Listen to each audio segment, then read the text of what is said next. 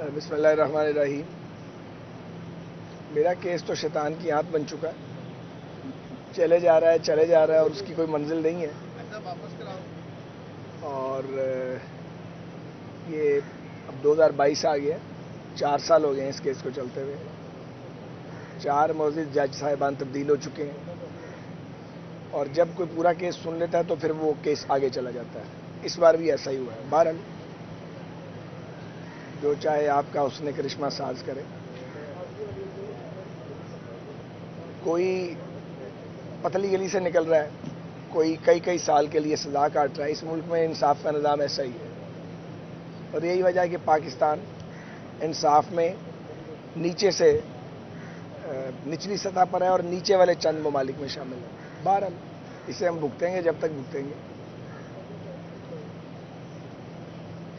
Transgender جو آپ نے ایکٹ کی بات کی ہے، اس پہ کل لاء منسٹر کی بڑی کلیئر پریس کانفرنس آئی ہے. جہاں تک مجھے علم ہے وہ یہ ہے کہ اس بات کا تعین کرنا، پہلی بات یہ ہے کہ کیا کسی کو یہ حق حاصل نہیں ہے کہ وہ تعین کرے میں کیا ہوں. میں اپنا تعین میں کروں گا یا کوئی اور کرے گا؟ یہ میری ذاتی رائے ہے. بہرحال چونکہ ایک اعتراض اٹھایا گیا ہے تو اس کا حل یہی ہے کہ میڈیکل بورڈ نوٹیفائی ہوں اور وہاں جا کے وہ جو خواجہ سرا ہیں وہ اپنی تعین کروا سکیں، اپنی جو بھی ان کا بارے میں لکھا جائے گا. لیکن شناختی کارڈ تو بننا چاہیے نا. آپ کسی کو بے شناخت تو نہیں رکھ سکتے. اب اس کو زبردستی جوڑ دینا کہ جی اس سے کوئی خدا نہ خواستہ ہم جنس پرستی فروغ پائے گی پاکستان میں، مجھے تو یہ بات بالکل سمجھ نہیں آئی. لیکن بہرحال اگر اعتراض کیا گیا تو اس کا ریزالو یہی اعتراض کیا گیا نا کہ آپ خواجہ سرا جو ہیں ان کو یہ رائٹ نہ دیں کہ وہ اپنے آپ کو خود سے ڈٹرمن کریں. یہی کہا گیا نا. تو اس کے لیے میڈیکل بورڈ بنایا جا سکتا ہے. لیکن یہ جو بل آیا ہے اس میں تمام تو پارلیمنٹ میں پارٹیز شامل رہی ہیں، تو کسی کی بھی بدنیت ہی تھوڑا شامل تھی اس کے اندر. لیکن اس ملک میں اب 18 میں یہ بنا ہے، پاس ہوا ہے. 4 سال بعد کسی کو اچانک یاد آ گیا ہے. یقیناً اس پہ ایک سینیٹر صاحب ہیں، بڑے آنریبل ہیں، میرے بھائیوں کی طرح ہیں، ان کا اعتراض رہا ہے، وہ ان کا فنڈامنٹل رائٹ ہے. بہرحال اس کو ریزالو کیا جا سکتا ہے. پارلیمنٹ کا مقصد یہ ہے کہ وہاں پہ مباحثہ ہو، سب بات کریں اور وے آؤٹ نکل آئے. تو میرے خیال میں تو اس میں کوئی فکر کی بات نہیں ہے. اگر میڈیکل بورڈ والی بات ہو جاتی ہے جو کہ لاء منسٹر صاحب نے کہی ہے تو یہ جو اعتراض ہے یہ بھی ختم ہو جائے گا. لیکن ایک بات طے ہے کہ مہربانی کر کے کسی کو محروم نہ کریں اور لوگوں کا تماشا اور مذاق نہ بنائیں. اس کا حق کسی کو نہیں ہے، نہ مردوں کو، نہ خواتین کو، نہ کسی اور کو. مذاق نہیں بننا چاہیے. ہمارے تو گلی کوچوں میں مذاق بنا ہوتا ہے، نہیں ہوتا بنا ہوا مذاق. اس پہ شرم کیوں نہیں آتی ہمیں بطور قوم کے کہ یہ ہم کیا جھک مارتے ہیں؟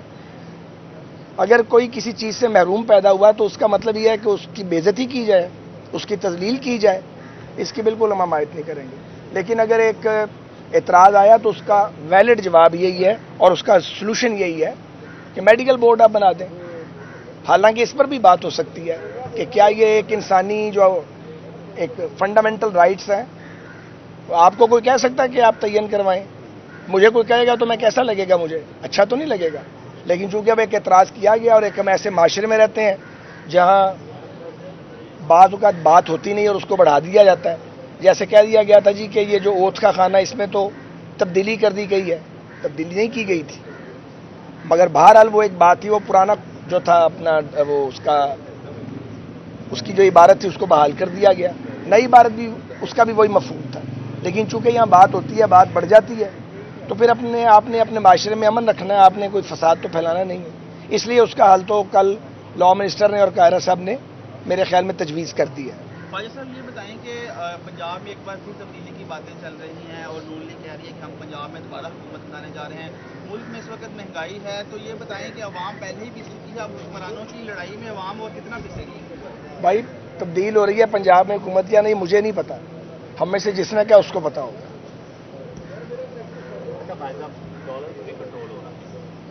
مفتدہ سوال ہے. میں اکانومی دا طالب علم نہیں جائے گا. مجھ سے آپ ریلوے کی بات کریں تو میں آپ کو بتا سکتا ہوں، ایویشن پہ PIA پہ بات کریں، سیاست پہ بتا سکتا ہوں۔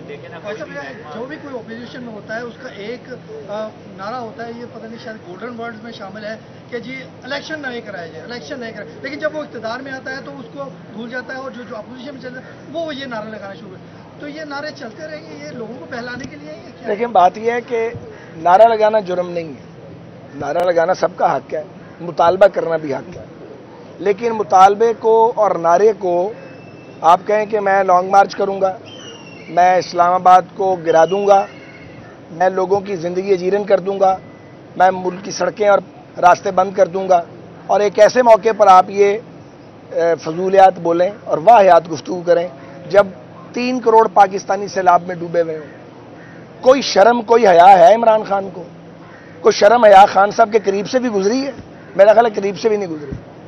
یعنی یہ روایت رہی ہے پاکستان میں کہ کوئی قومی سانحہ ہوا تو تمام جماعتیں اپنی سیاسی سرگرمیاں معطل کر دیتی تھی، کوئی پولیٹیکل موومنٹ ایکٹیویٹی نہیں ہوتی تھی۔ یہاں اتنا بڑا ایک طوفان آ گیا ہے، آپ اسے عذاب کہہ سکتے ہیں ہمارے بدعمالیوں کا، کہ 1/3 پاکستان ڈوب گیا پانی میں، ابھی تک پانی کھڑا ہے، اسٹیگننٹ واٹر ہے، نکلنے کا راستہ نہیں ہے جو لو لائنگ ایریاز ہیں۔